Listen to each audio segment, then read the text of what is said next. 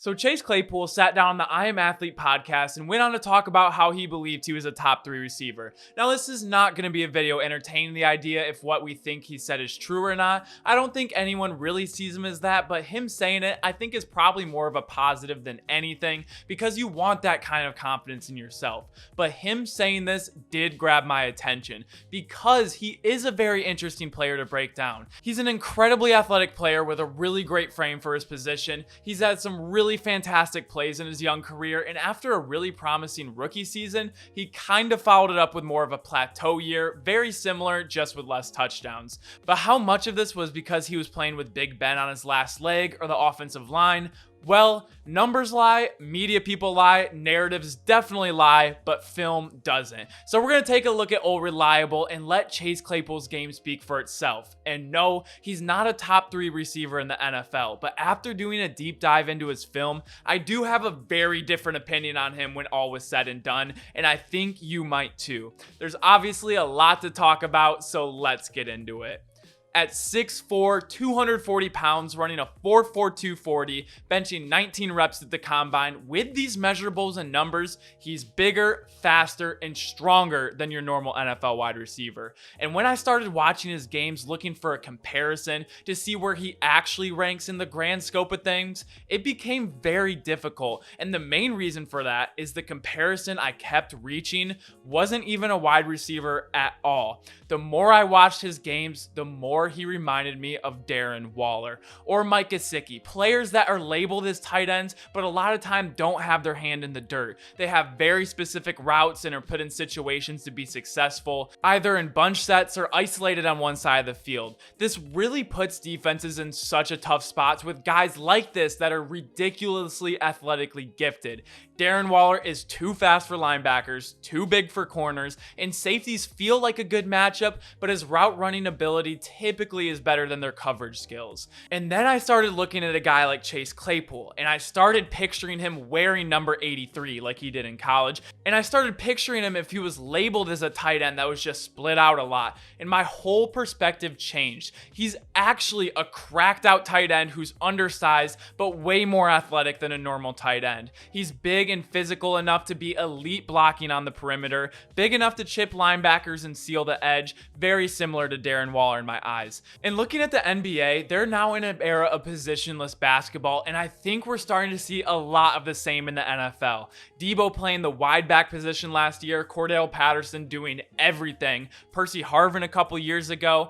I think we're heading more towards a gray area of what we call a running back, wide receiver, and tight ends. And I think Chase Claypool is much more in the gray area than we know. And where he ranks among wide receivers and tight ends is very interesting. Let me show you what I mean. So where Chase Claypool is interesting is there isn't a single corner in the entire NFL that's going to line up across for him that is going to be taller or way more than he does. There's going to be a lot of corners that are as fast as he is, if not faster, but his biggest strength is on the outside, his massive catching radius, and his elite ability to time up jumps perfectly to high point the ball and get his big mitts on it and come down with it. He has amazing control with his upper and lower body, and this has been a huge part of the Steelers' offense when they see one high. Even if they roll over late like we see Harrison Smith try and do in the Vikings game, a quick, well-thrown ball on the outside doesn't allow him to help over the top, and it's still essentially a 1v1.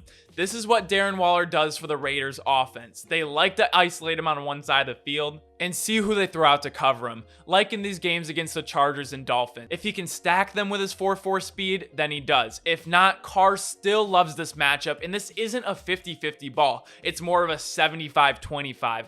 And this forces the defense more often than not to play too high. This creates numbers advantages on the other side of the field or in the run game. And we see routes from Darren Waller like right now where he carries corners and linebackers across the field, or he rips up the seam to attack the soft spots in the zones, and he'll make those contested catches over the middle. He is also used in a lot in the screen game and even given end arounds in certain situations. And we rave about Darren Waller's athletic freak-like nature, but we don't talk about his shortcomings of a fully discovered route tree because he does his job and he does it well. And now let's see Chase Claypool and picture him with a number in the 80s, and we're gonna see that he does what tight ends are asked to do, but he just does it a lot better. And a play like this is we really get to see where Chase Claypool's size and measurables really are to his advantage, and he can be even more dynamic than a tight end would be in this spot. So here he is at the bottom of the bunch right here, and it is 3rd and 1. And that is very important because the Ravens are sending heavy pressure, but Chase Claypool is in a situation where since everything's so condensed right here in the middle of the field, if they want to run it wide, they would be able to have Chase Claypool, Anthony Averett, much smaller than him. He could go out and block, seal this edge. If everyone can kind of seal their guy, Najee Harris would be able to spill or find a hole or bounce it outside. But he's also big enough if they want to do some sort of action where more likely there's going to crack down on this linebacker or end, and they have a guard or a tackle pull out and leading on the outside. It's a little pitch play. They're absolutely able to do that. However, we see a play action on this, and so since it's going to be an all-out blitz, we're going to have Chase Claypool, Anthony Averett. He's going to come all the way across the field. This is a long developing route, but when you're sending an all-out blitz, you're not going to have all that much time. But when you're as fast as Chase Claypool is, not only are you going to create more separation, which he did create 2.4 yards of separation per catch per next-gen stat. So when the pressure comes immediately, he's able to find Chase Claypool, lay it out for him. Not only does he have a ton of separation, but he's also be able to in there and be a huge threat to run the ball on a 3rd and short situation. Or on a play like this, when the Broncos see that the Steelers are an 11 set, they still want to be stingy. They don't go into nickel. And what we mean by nickel is we have 1, 2, 3, 4. And this guy right here is a linebacker. On a nickel set, they would take this guy out, put another DB in there. So we would have 5 or a nickel package. And I point out this linebacker because this is Chase Claypool right here. And this might be a fair matchup if we're talking about a tight end here. Maybe a little bit of a mismatch if we're talking about an athletic tight end. This is a monumental David versus Goliath mismatch with this linebacker trying to cover Chase Claypool with this much space. And he's just going to break it off on a slant, even though they're in zone coverage, how much separation he creates. But what he's able to do after he gets the ball, if they're going to put coverage on him like this, to be able to then run up the sidelines, outrun the angle that the corner takes. This is why he's so special. And I really have started to see him more so as a cracked out tight end, especially when I see him get matchups like this and take advantage of it like almost no tight end in the league can do. And with Chase Claypool, George Pickens, Deontay Johnson, and Pat Freiermuth, I think a formation like this could cause a lot of problems for defenses. When you have some sort of bunch like this, having Chase Claypool be in here or the isolated receiver out here, right now it's Deontay Johnson, but this puts so much pressure on the defense because right now you don't want to leave your corner one-on-one with Deontay Johnson. As we see the safety bracketing over the top, it looked like too high, but now they're rotating down into some banjo man. But then we have Chase Claypool right here on the outside. And this plays really well into whatever coverage they're running. As the field split in half, they're running 2 different coverages on both halves of the field. But since Chase Claypool essentially has a one-on-one, he's able to take advantage of this. And even though he does have limitations getting in and out of his breaks, which kind of limits his route tree, he is still very fluid going down, breaking vertically. So he's going to push the spacing to the outside like he's releasing on a fade, like we saw him do so many times. But he's able to take a step in, break it off into the inside, use the safeties turning and his hips against him to take advantage. And if Ben Roethlisberger didn't have a pool noodle arm that got left in the hot summer sun for a month, this would be a touchdown without a doubt, and that would at least be another touchdown on the stat sheet. And we ask tight ends to stretch the field vertically all the time, but when you're this lethal at getting down the field with this type of speed and this jump ball contested catch ability, the more and more I start to think he should be wearing number 83 and be seen as more so of an elite tight end. And as an isolated receiver, he's able to win using his image as a deep ball threat with one high to break the tendency of what the Steelers like to do, break it on the inside, make a contested catch over the middle, big first down conversion.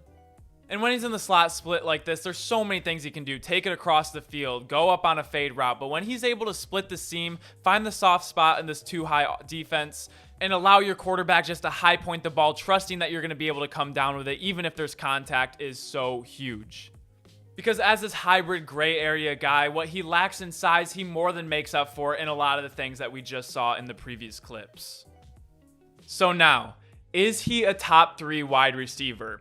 I don't think so, and I really don't think anyone thinks so. He has his limitations in route running. He has a lot more build-up speed than an initial burst that a lot of the greats in the game have now, but after watching him, if you picture him with a number in the 80s, and they played him like the Dolphins do Gesicki, or the Chiefs do Kelsey in a lot of situations, Gesicki rarely has his hands in the dirt. Now with that philosophy, looking at the Steelers, you already have Freiermuth, who's a big body tight end, Deontay Johnson, who is a very, very, very talented receiver, and now with George Pickens in the lineup, I think Pittsburgh might finally be able to use him in the way I think he was always meant to play.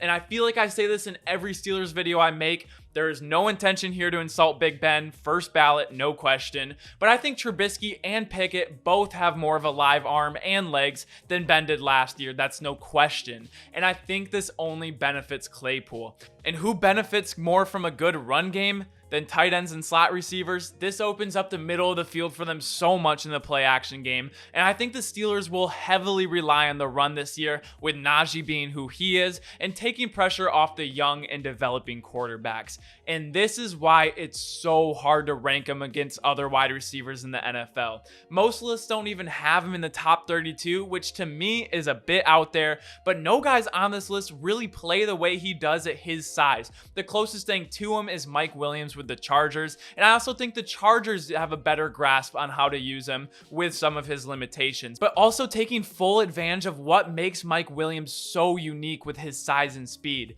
So let's hold on to this Chase Claypool conversation for a little bit longer, especially with the offense Kenny Pickett ran at Pitt and where Mitch Trubisky does well at. I would expect more heavy dose of Claypool, but not entirely in the way that we've seen before. And I think it will be hard to deny his talents after next season, even though he will continually never get the benefit of the doubt when it comes to some of the antics or narratives that he's displayed on and off the field, especially when he's always going to be compared with him celebrating that big moment to Larry Fitzgerald.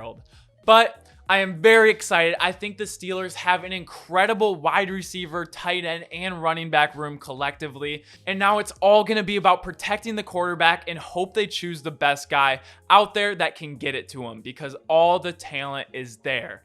But that's just what I think. Let me know what you guys think. Make sure to like this video if you like videos like these. Make sure to comment down below what you think, and make sure to subscribe if you enjoy daily sports content. I appreciate y'all so much. Thank you so much for checking out the channel, and as always, I will see you all tomorrow. Peace!